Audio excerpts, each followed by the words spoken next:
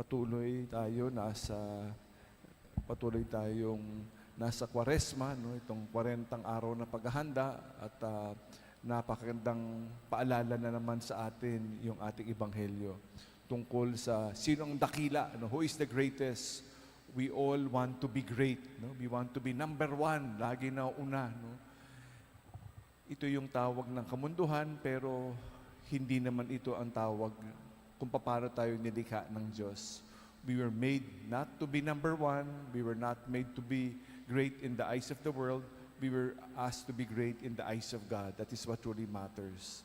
Kaya nga, no, 2 weeks ago, almost 2 weeks ago, last Wednesday, we were put that beautiful symbol of the ash on our forehead para ipalala sa atin the mother of all virtues, humility.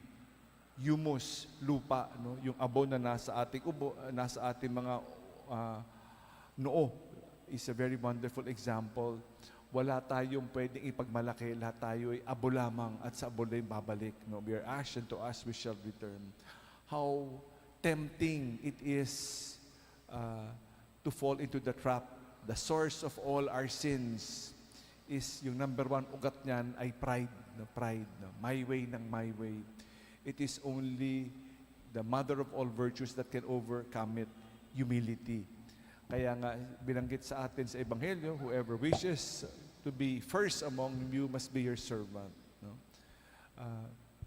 Whoever is humbled will be exalted in the eyes of God. How wonderful it is. Easier said than done.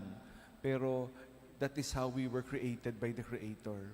We were made to create. We are made by the God of love to love, no? To humble ourselves at hindi itaas yung ating sarili. How people hate yung mga mayayabang, mahahangin. No? Kaya anong saysay ng buhay natin kung puros kaplastikan, kung puros hangin? No? There is no humility, no? In the eyes of God, in the eyes of others. When we humble ourselves, we're exalted by God. Mahabang buhay nga, pero puros kaplastikan, no? Pati yung sarili natin, kinamumuhian natin because it is not true. It is fake. No? What a life. Ang haba nga ng buhay, peke naman at walang kaligayahan. A short, meaningful, true life is the challenge given us. Humus, no? Of humility, the mother of all virtues. How important this virtue is. Not only in this season of Lent, alam naman natin gaano kahalaga, no? Nakakapagod ang magkunwari. Nakakapagod ang pangimbabaw. Pumasok tayo sa loob ng puso ni Jesus at doon tayo makakalaya. Humingi tayo ng tulong, no, sa ating Panginoon. Humingi tayo ng tulong kay San Jose. Bukas ang kanyang kapistahan, ano? Dito nagtatapos yung ating Triduum, yung 3 araw natin paghahanda sa pangalan ni San Jose. At sana tayo katulad niya, no? The universal patron of the church. Tunay na nagpapakumbaba, tunay na magandang halimbawa. Sana ma-inspire tayo sa halimbawa ni San Jose at humingi tayo ng tulong sa kanya para tayo rin magpakumbaba. It will give us joy, no? It is what love is.